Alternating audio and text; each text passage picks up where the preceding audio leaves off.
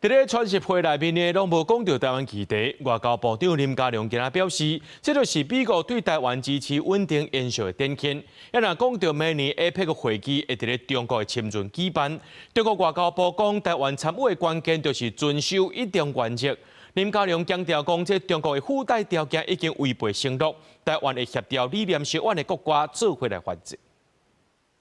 川习会为触及台湾，美方展现对台的支持的稳定延续。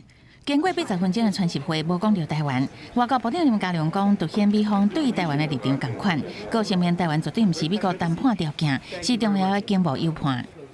这一次当然没有意外发生，都是因为台美很好的沟通，不可能去把贸易谈判跟台湾去挂钩。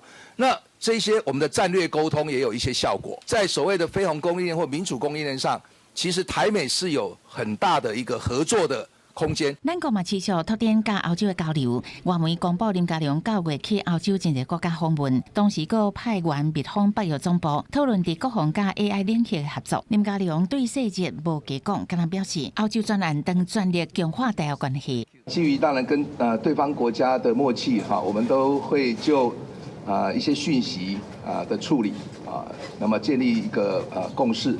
基本上强化对欧洲关系是我们现在外交部的重点。明年 APEC 会伫中国深圳举行，对于中国外交部讲，台湾参加的关键都是要遵守一中原则。林佳龙无都认同。我们在去年不但是争取到平等参与的所谓中共的一个书面的承诺而是在各国见证之下，如果白纸黑字它都可以违背，那我想我们也会当然会强力的这个捍卫我们的权利。APEC 强调的是共识决，是我们台湾不同意的话，它很多声明也不能够通过。讲中国的附加条件已经违反承诺，林佳龙讲，台湾会捍卫家己的权利，也会协调理念相远的国家来做反制。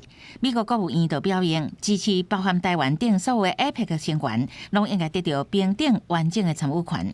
美方会继续敦促中国制定规则，确保参加会议的人的安全。公司新闻采访报道。